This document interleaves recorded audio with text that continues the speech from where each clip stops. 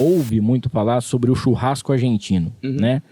Eu fui, não sei o que lá, morro de vontade numa churrascaria argentina, o churrasco argentino, não sei o que e tal.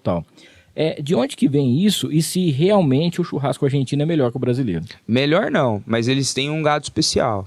Eles têm um gado, normalmente é tratado mais a pasto, existe já os confinamentos também, mas eles têm uma conservação ali da matéria-prima especial, né?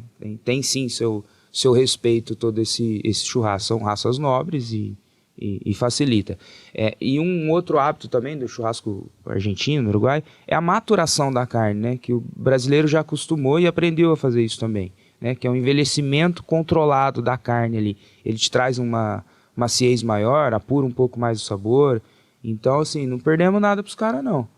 Tamo bem, tamo vendo, tamo bem.